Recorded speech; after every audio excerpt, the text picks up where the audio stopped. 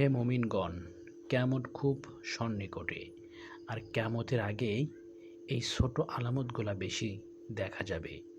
যেমন মানুষের মাঝে ঈমান ও সততা কমে যাবে, মিথ্যা কথা ও মিথ্যা সাক্ষ্য বেড়ে যাবে, অন্যায়, জুলুম ও দুর্নীতি বৃদ্ধি পাবে, মানুষ বেশি ধন সম্পদ নিয়ে গর্ব করবে, অশ্লীলতা ও পাপাচার প্রকাশ্যে ছড়িয়ে পড়বে, গান বাজনা ও বিনোদনে মানুষ বেশি মগ্ন থাকবে, অযোগ্য লোক নেতৃত্বে দায়িত্ব পাবে, মানুষের মাঝে হিংসা, বিদ্বেষ ও মারামারি বাড়বে, সময় খুব দ্রুত চলে যাচ্ছে বলে মনে হবে, মসজিদ সুন্দর হবে কিন্তু মানুষ কম নামাজ পড়বে, পিতামাতার অবাধ্য বৃদ্ধি পাবে, মানুষ অল্প কারণেই হত্যা করবে, নারীর সংখ্যা বেশি হবে, পুরুষের সংখ্যা কম হবে, প্রাকৃতিক দুর্যোগ ও বিপর্যয় বেড়ে যাবে।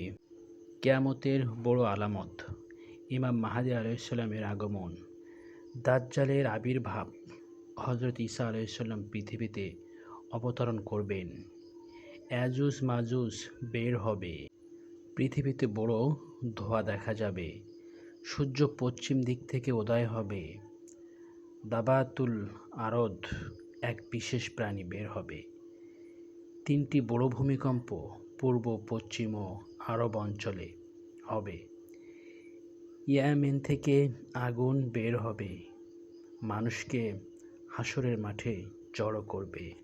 হে পৃথিবীর মানুষ, কিয়ামতের আগে পৃথিবীতে অন্যায়, পাপ, অশান্তি ও ঈমানের দুর্বলতা খুব বেশি দেখা যাবে।